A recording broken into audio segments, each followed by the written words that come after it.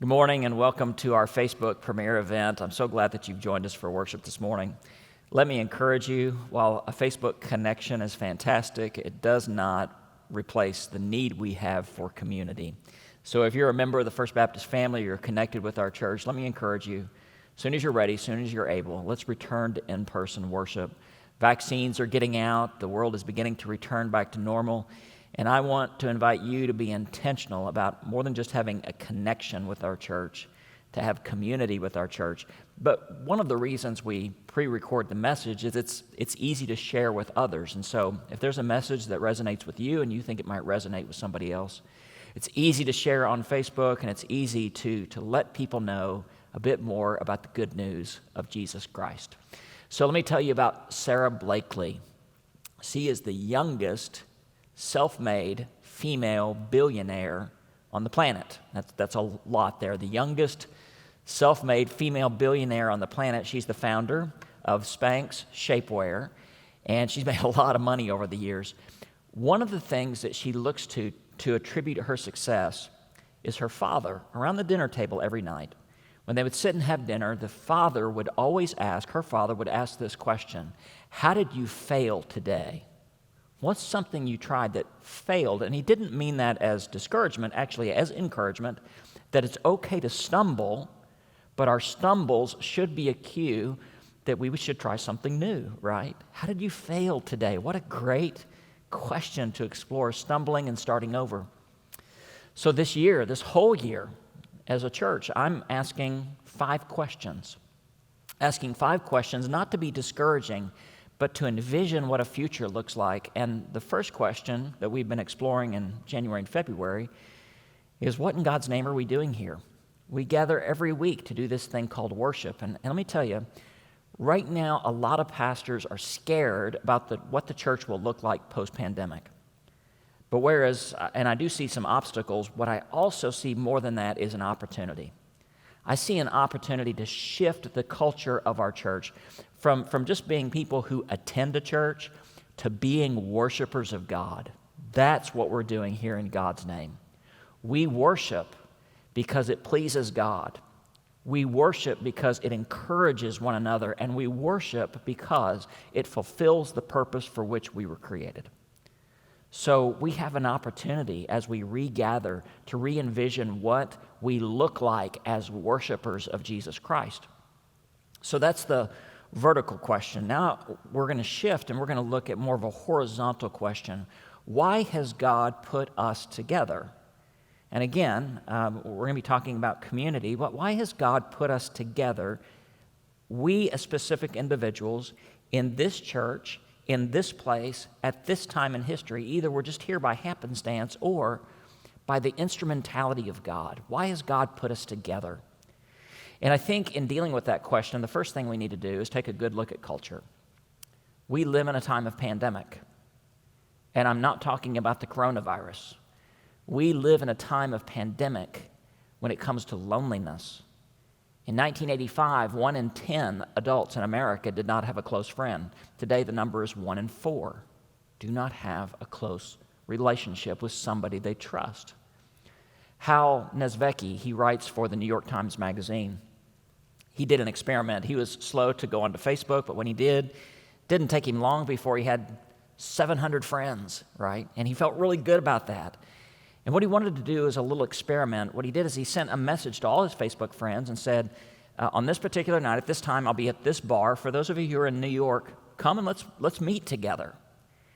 And he had 15 people say that they would be there. He had another 60 people say they might be there, so it is his guess that 20 people would show up and they would share an evening over drinks and conversation. Well, the night came, and Hal Nesvecki was drinking alone. Not a single person showed up. And what he talks about there is we need to make a distinction in our culture between connections and community. And online connections are good. There's nothing bad about that.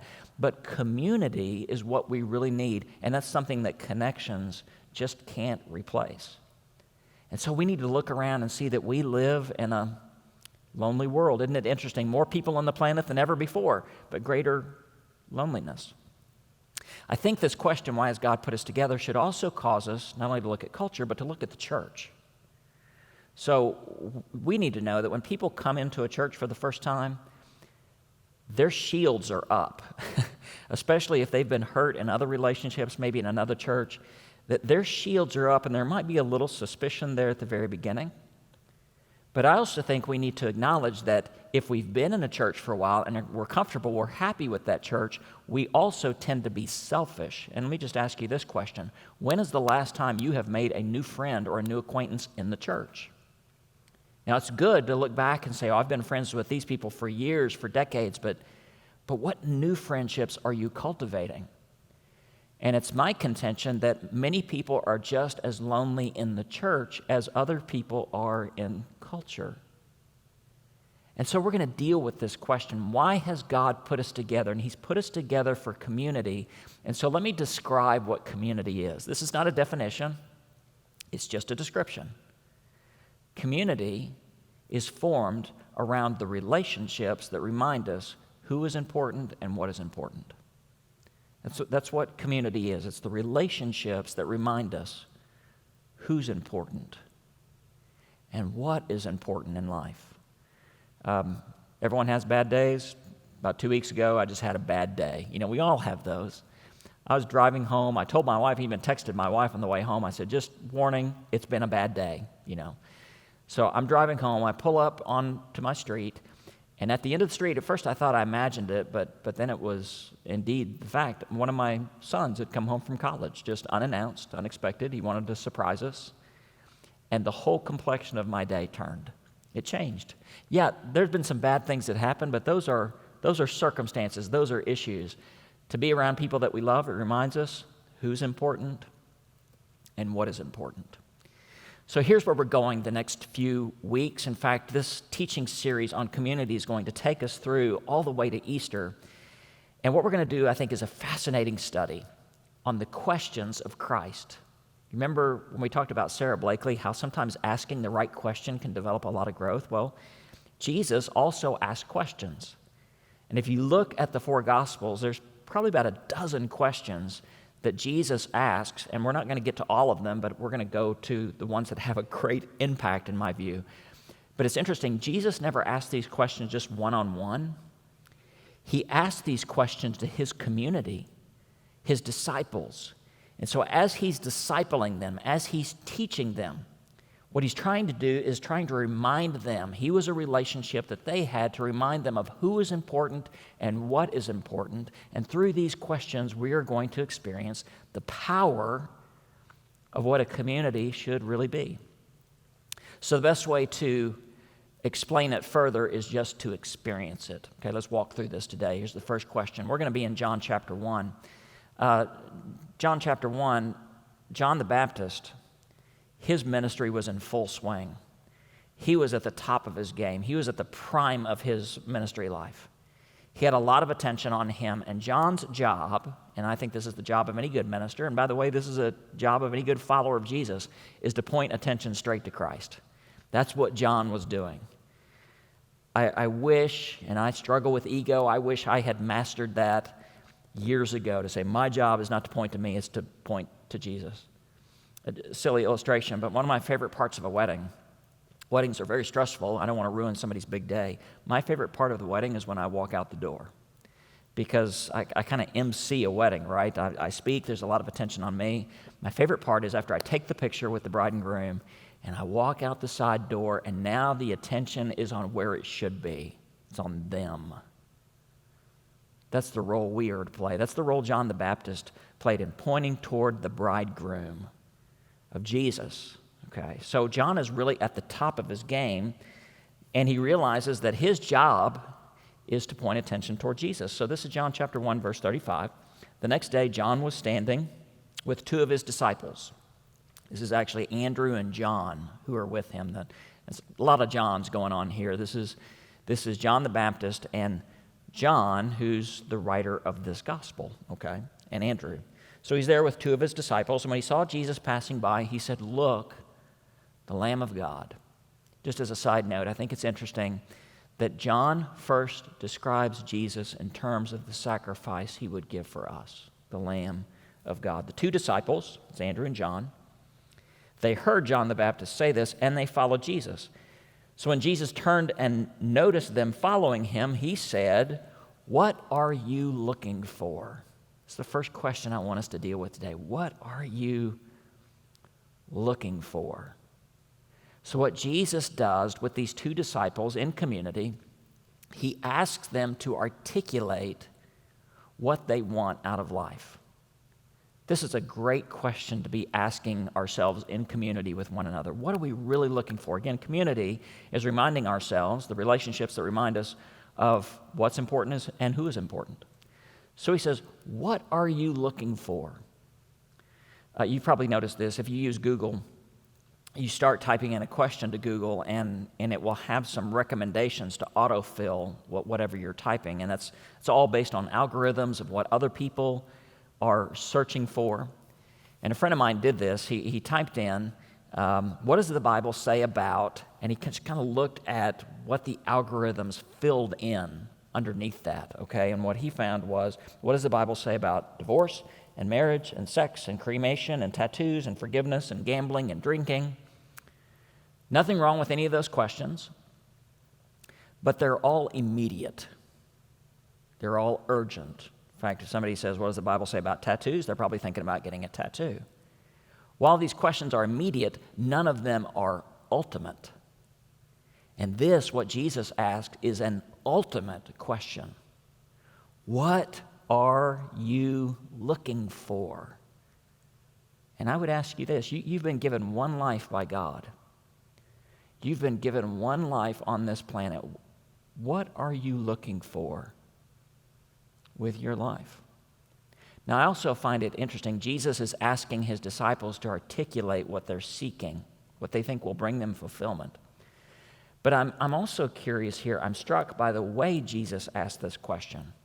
Because if we'd be really spiritual, we would say, who are you looking for? Because we know, and every person I respect as a ultimately mature individual, they have stopped looking for satisfaction in things and have realized that contentment is found in relationships with God and with others. But Jesus doesn't do that. He almost starts where his disciples are. Instead of being overly spiritual, he says, what are you looking for? So even if you don't know history well, you probably know the name Charlemagne. In the year 800, he was designated as the Holy Roman Emperor. Okay, there was really nothing holy about him and really nothing Roman about him. But what Charlemagne did do, if we understand our history, is he solidified Europe. He kind of brought Europe together. So he had a long reign. During his life, he had 5 wives, 5 mistresses, 18 children. He fought 42 wars in 51 years. And he kind of left behind a united Europe. When he died, he was buried in Aachen, Germany. And 200 years after his death, so this would be about 1,000 years ago, some workers were working around his tomb and accidentally broke part of the wall open. And out of curiosity, they went in. And it was interesting because Charlemagne was buried sitting on a throne, dressed in regal robes. And of course, after 200 years, there's not much left but bones and just rags, right? And as we see some people being buried in their cars today, he was buried on a throne, roped to a throne, but his right hand was sitting on a book. And this book was the Bible. And his finger was pointing to a verse. And so a priest was summoned to read the Latin, and he was pointing to a verse in Luke that says this, the words of Jesus. What does it benefit a man if he gains the whole world, yet loses his own soul? You know, when will we realize, when we start dealing with this, what are we looking for? What are we looking for in our lives that really no thing can really satisfy us? That what really satisfies us is not a what, but a who. But Jesus, what he asks here is an authentic question. And I think that's a good question just to ask us today. What? Because most of us just go through life. We don't know what we're looking for. It's a good time to ask that question right now. What are you looking for? And the best way to answer that question is community, because community are the relationships that remind us of who is important and what is important. Now, this is kind of interesting here because Jesus asked this very authentic question, and the disciples, Andrew and John, who are following him, now right now they're John the Baptist's disciples, they're soon to become Jesus' disciples, but that's okay because John is there to point to Jesus, right, not to be the center of attention. They kind of answer in an awkward way. They say, "Rabbi, where are you staying?" So just get this image here. Jesus asks an authentic question. What are you looking for? And they answer with an awkward question. Where are you staying? I don't know if you've ever had this experience of you're in the presence of somebody who you really admire, and these words come out of your mouth, and you go, "I sound so stupid," you know. You see a pretty girl, and you go, "Hey, you got nice hair. Right? Where do you get your hair done?" You know, it's awkward. You start saying these words, and you can't make yourself stop. That's kind of the scene here. That Jesus asks an authentic question, and the disciples respond with an awkward question. So I wish we were in the room, or the same room together this morning, because I would take a poll. Some people say there are no stupid questions. Other people say there are stupid questions. And I would kind of want you to raise your hands. Are there such a thing as stupid questions or not? Let me split the difference with you. Maybe there's no stupid questions. Maybe they're just stupid people. I'm just thinking, out loud. What I really believe is this, that there are stupid questions, but in community, it's okay to ask them. In an authentic community where we deal with authentic questions, it's okay to ask some awkward questions too. It's okay to fail. It's okay to not have things figured out yet, right? And so the disciples here ask a very awkward question. And Jesus invites them, come and see. He takes them at their awkward worst, and they go with Jesus. If you read on here, it's about 4 p.m, and they stay with him the rest of that day, and they spend the night. They spend time in Jesus. They overcome that awkwardness. You know what I believe Jesus wants us to experience in community? He wants us to get beyond superficiality. That's a hard thing. We bring our awkwardness, but we punch through that awkwardness, and we get to the reality of life. So there's a couple of social scientists, they did something really interesting. They took yearbook photos, 1958, 1959, 1960. The yearbook photos from a girls' college, Mills College in the Northeast, a very eclectic, elite school. And what they were looking at was the way these young ladies smiled as their yearbook photos were taken. Okay, so we smile with our face muscles. This is called the zygomaticus major. It's the big muscles that cause our face to lift and we smile, right?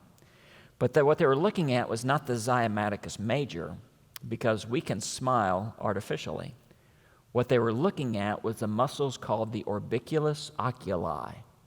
It's those muscles right around the eyes that are involuntary muscles. The zygomaticus major, you decide when you lift those, right, when you smile.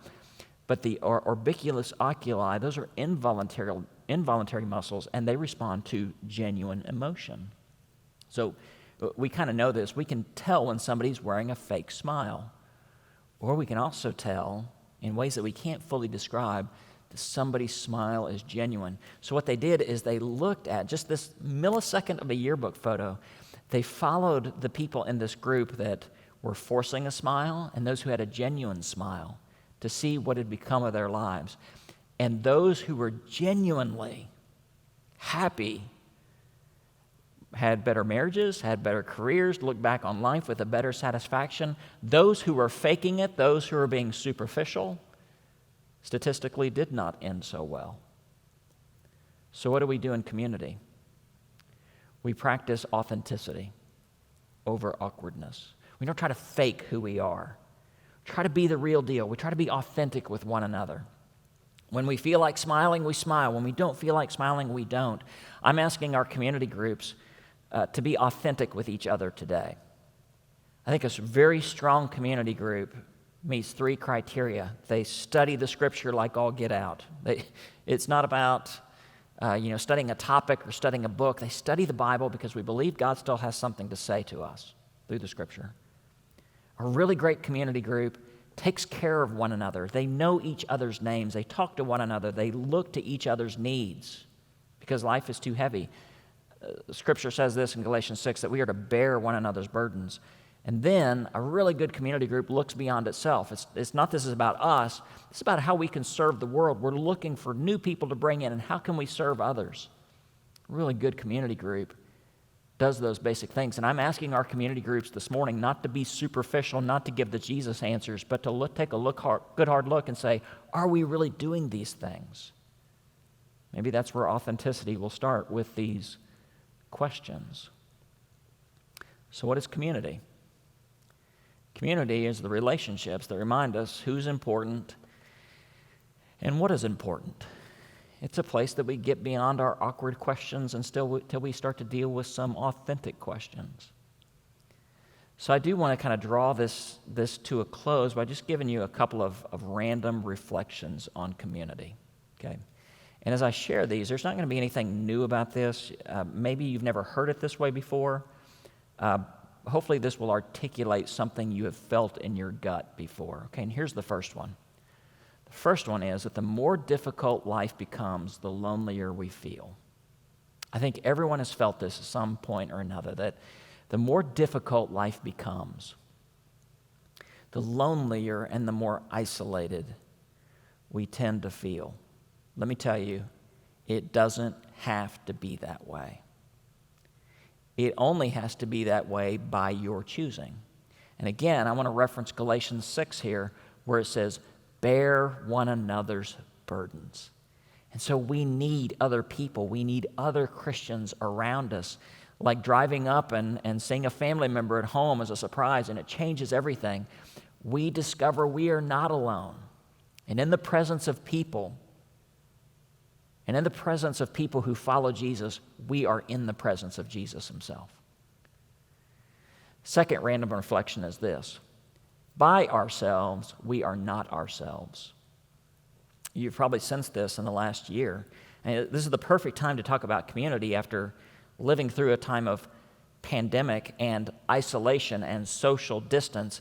Some of us feel now more disconnected than ever, and because of that, we feel this sense of depression, and it's just the way we were wired. By ourselves, we are not ourselves. The more we focus on ourselves, the darker life becomes.